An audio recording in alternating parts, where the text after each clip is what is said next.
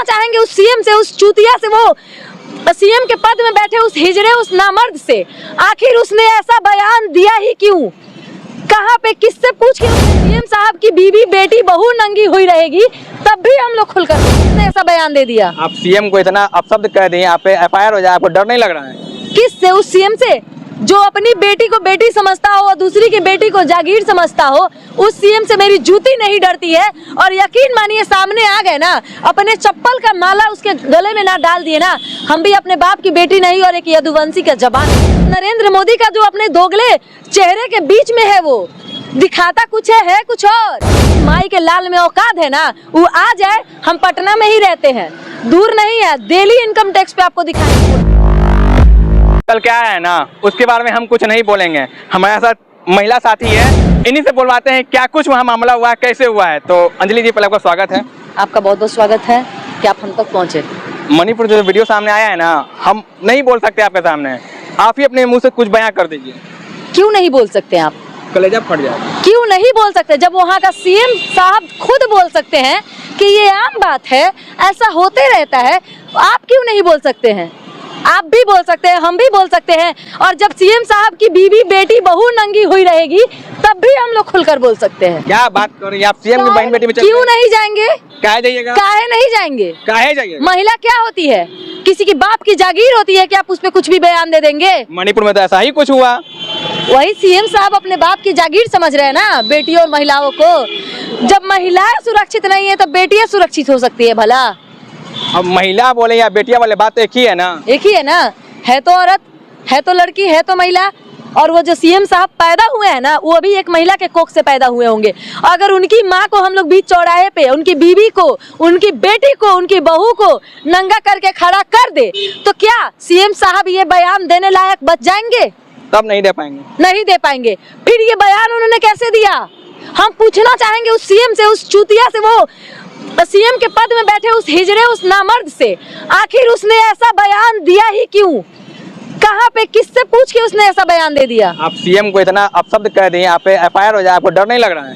किससे? उस सीएम से जो अपनी बेटी को बेटी समझता हो और दूसरी की बेटी को जागीर समझता हो, उस सीएम से मेरी जूती नहीं डरती है। और यकीन मानिए सामने आ गए ना, अपने चप्पल का माला उसके गले में ना डाल दिए ना, हम भी अपने बाप की बेटी नहीं और एक यदुवंशी का जबान नहीं। आप चप्पल का माला बनाइएगा उनको? बिल्कुल, सबके सामने। अगर वो नहीं आ सकते हैं ना, तो हम लोग को बस एक ट्वीट कर दे कि हम लोग उनके राज्य में जाके उनको चप्पल का माला पहनाने का काम करेंगे। हमारे प्रधानमंत्री को 56 इंच का सीना कहा गया है, लेकिन वो कहीं नहीं दिखे इन सब वार्तालाप में, इन सब में। क्या बात करे महाराज, दिखे नहीं है? सुप्रीम कोर्ट के फटकार के बाद 38 सेकंड का बयान देते हुए नहीं दिखे आपको 8 मिनट के बयान में? बस वही ना बयान में। यही तो प्रधानमंत्री है। सबसे बड़ा दोगला चेहरा तो उस पीएम का है, उस नरेंद्र मोदी का, जो अपने दोगले चेहरे के बीच में है, वो दिखाता कुछ है कुछ और। अब प्रधानमंत्री को ऐसे अपशब्द बोलिएगा? अब शब्द क्या बोल रहे हैं महाराज? जो कर रहे हैं वही हम लोग बोल रहे हैं। उनका जितना जो अंधभक्त है ना, आपको चीर देगा। जो बोलना है बोल दे, सुन रहे हैं। और जिस माई के लाल में औकात है ना, वो आ जाए। हम पटना में ही रहते हैं, दूर नहीं है, डेली इनकम टैक्स पे आपको दिखाई दे देंगे। जिसको जो बिगाड़ना है ना बिगाड़ लीजिए, पर हम लड़ेंगे, चुप नहीं रहेंगे। आखिर हम महिलाएं क्यों बर्दाश्त करें? क्यों? किसी के बाप के जागीर है या किसी के बाप के प्रॉपर्टी है कि जिसको जो मर्जी आएगा बोल देगा? शर्म आई थोड़ा सा भी? एक पूरे गांव में 30 लोगों ने 2 महिलाओं को नंगा किया। अगर उन 300 लोग के माँ बहन को नंगा कर दे, क्या वो लोग नजरें मिला पाएंगे? नहीं मिला पाएंगे। पर उन गुनहगारों से सबसे ज्यादा बड़ा गुनहगार वहाँ का वो पुलिस वाला जो खुद महिलाओं को उस भीड़ को सौंपा है, वो लोग है।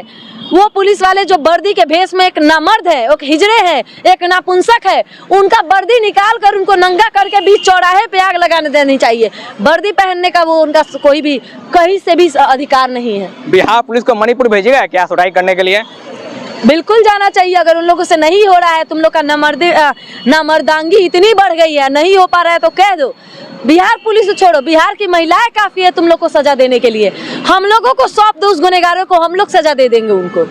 हम बीच चौराहे पे उनको नंगा करके आग लगा देंगे। हम भी देखते हैं कौन सा कानून हमें जो सजा देगी हमें मंजूर होगा। 13 जुलाई को पटना में बीजेपी के कार्यकर्ता को सुटाई होता है, तो केंद्र से 4 सदस्यीय टीम बिहार में पटना आ जाती है, लेकिन मणिपुर कोई नहीं पहुंचता है। कहा है और उस पर से भी राहुल गांधी जाते हैं तो मोदी जी यानी कि भाजपाई का बयान आता है क्यों राजनीति करने गए हैं। तो तुम क्यों नहीं गए राजनीति करने? वहां पे तो तुम्हारी सरकार भी है, तुम क्यों नहीं गए वहां पे राजनीति करने? क्यों नरेंद्र मोदी चुप रहे अभी तक? वो पता है नरेंद्र मोदी क्यों चुप रहते हैं? आज चुप नहीं रहते हैं, वो हमेशा ही चुप रहते हैं। बृजभूषण शरण सिंह महिला पहलवानों के साथ दुष्कर्म किया, फिर भी आज 56 इंच का सीना चौड़ा किए हुए मोदी जी बयान देते फिरते हैं। आज तक कुछ बिगाड़ पाए? क्यों नहीं? बातों नहीं होता है, बातों नहीं होता है क्योंकि वो बीजेपी का सांसद है, वो सही सलामत रहेगा। आधा से ज्यादा रेपिस्ट बीजेपी में भरा पड़ा है, कोई कार्रवाई नहीं। का नाम बताइए ना। क्या महाराज, अब इतना बड़का तो सांसद है बृजभूषण शरण सिंह, छोटका मोटका का तो नामे मत लीजिए, वो सब का तो गिनती ही नहीं होगा।